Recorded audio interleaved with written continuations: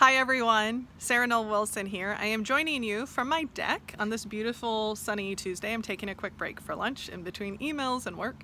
And one of the things the team and I talked about is that there's a lot of things that come up in our conversations that we think would be valuable to share and maybe just give different perspectives and different practices.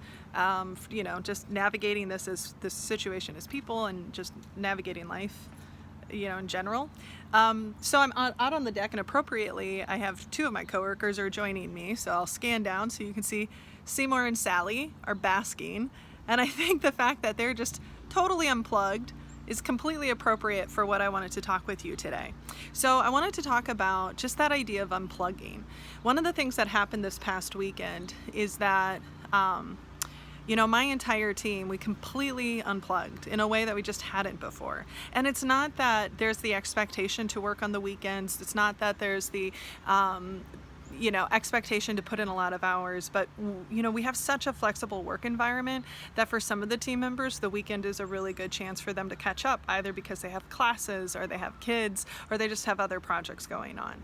And, and one of the things that has been an interesting unintended consequence, right, of this whole virus situation, the pandemic, is that there's been this collective agreement to slow down.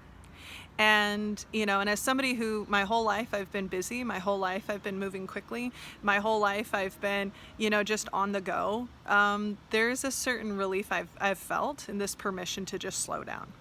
And, I was talking to Kristen on the team last week, and she said, I'm really glad that you're finally getting to slow down. And I was like, well, part of that is because, I feel like I have permission to. So, but I'm learning that. And I will say that, like, being busy isn't a badge of honor. Like, it's not a good badge of honor. It's not a badge of honor I certainly want, but part of it is it's habit. Part of it is just pace.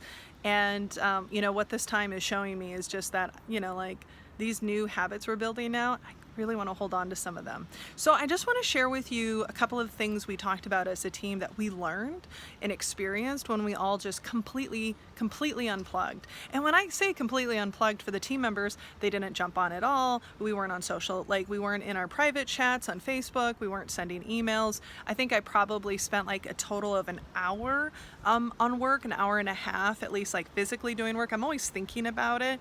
And, which again, not bragging about that. I don't believe in the hustle, and I hate, it's okay, Seymour. He's gonna join us. This is life. And so there's three kind of key things that we learned and we took away from that we're going to hold on to, and just to invite you to explore how you can unplug. So the first thing that we learned was just that, we experience real recovery. And what I mean by that is that we all did things and spent time on things we hadn't before, and even just doing those activities allowed our brains to shut down, gave our bodies some time to rest. So like Teresa, for example, who's a mother of 3, took a really long nap, and which is probably much needed. To my parents out there, my hat's off to you. This, for those of us who think it's hard, we got nothing on you guys. There's really an incredible amount of resilience in those of you with kids. So Teresa took a nap. Rachel read a book, and she had mentioned that she hadn't just read for leisure in a really long time, and how lovely that was. And it was, it was dreary up in Oregon, and so it was just a nice time to stay snuggled in. And I cleaned my kitchen. I organized my shelves. I know that doesn't seem like recharge, but my house is often sort of lowest priority in my tasks and my time. And so it was really, really recharging to just finally get to tackle some of those projects. Elisa was spending time with her family. So there was just this beautiful, true recharge.